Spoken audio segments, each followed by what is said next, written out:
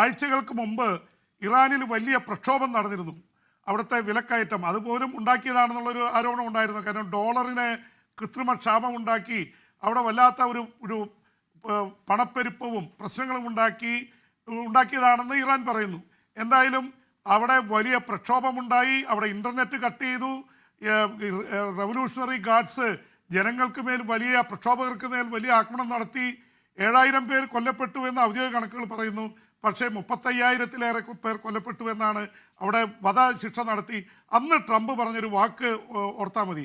Trump എന്ന് പറയുന്ന American president പറയുന്നത് അവിടുത്തെ മൊത്തമുള്ള ഒരു തീരുമാനത്തിൻ്റെ ചില സൂചനകളാണല്ലോ ട്രംപ് പറയുന്നത്.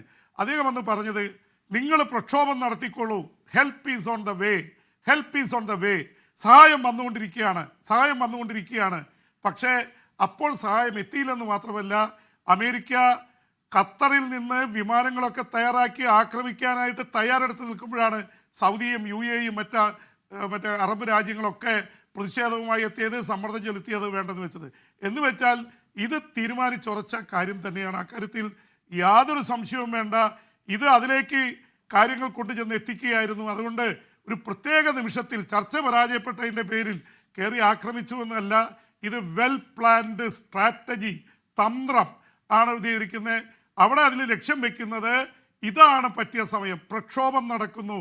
ഇറാനിലെ അവിടുത്തെ ഇസ്ലാമിക ഭരണകൂടത്തെ താഴെയിടാൻ കിട്ടിയ ഏറ്റവും നല്ല സുവർണാവസരം. ഇത് ഉപയോഗിച്ചില്ലെങ്കിൽ ഇനി കിട്ടില്ല.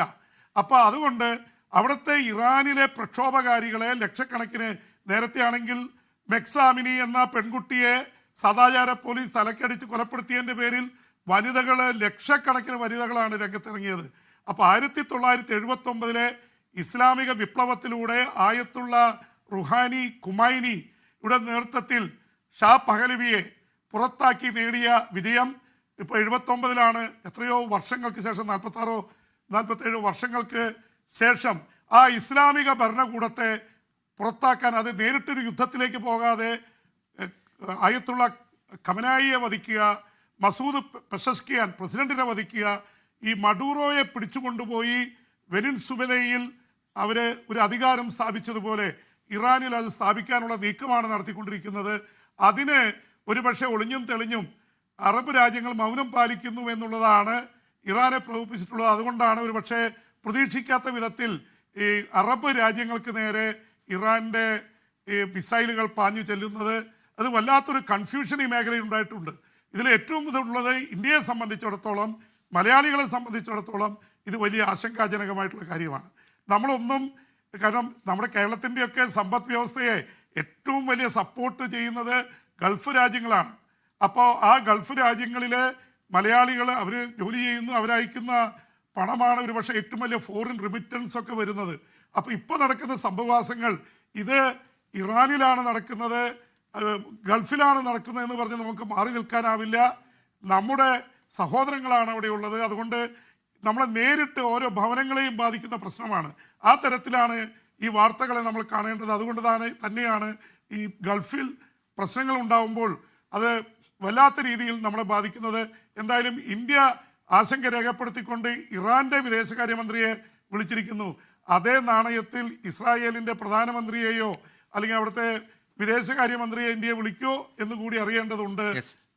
ജെയിംസ് നേരത്തെ സൂചിപ്പിച്ച പാം ജുമറയിലെ ആക്രമണത്തിന്റെ മറ്റൊരു കോണിൽ നിന്നുള്ള ദൃശ്യമാണ് ഇപ്പോൾ പ്രേക്ഷകർ കാണുന്നത്.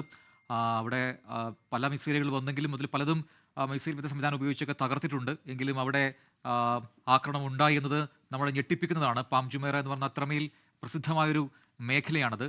അവിടെ പോലും ആക്രമണം ഉണ്ടാകുന്ന സ്ഥിതിയിലേക്ക് കാര്യങ്ങൾ വരുന്നു എന്ന് പറയുമ്പോൾ ഈ പ്രശ്നത്തിൽ നേരിട്ട് ഇടപെടാത്ത രാജ്യങ്ങളെയെല്ലാം ഈ യുദ്ധത്തിന്റെ ഭാഗമാക്കുന്നു ഇറാൻ എന്നതാണ് ഇപ്പോൾ നമുക്ക് മനസ്സിലാക്കാൻ കഴിയും. ആ രീതിയിൽ അതിനെ വായിച്ചെടുക്കുകയും ചെയ്യാം. ഇപ്പോൾ ഇറാന്റെ നാഷണൽ ന്യൂസ് ഏജൻസി ഇർന ഈ രീതിയിൽ വിദേശകാര്യമന്ത്രിയെ കോട്ട് ചെയ്തുകൊണ്ട് ഇങ്ങനെ പറയുന്നു.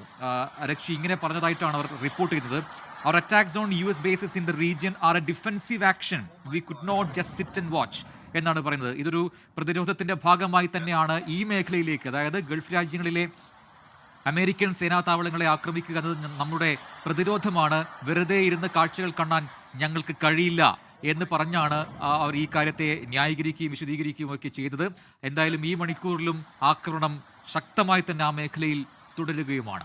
ലോകത്തെവിടെയായാലും ഏത് സമയത്തും 24 വാർത്തകളും ഓഗ്മെന്റഡ് റിയാലിറ്റി പാക്കേജുകളും എക്സ്പ്ലെയിനറുകളും വിശദമായി കാണാൻ ഞങ്ങളുടെ യൂട്യൂബ് ചാനൽ നിങ്ങൾക്ക് സബ്സ്ക്രൈബ് ചെയ്യാം.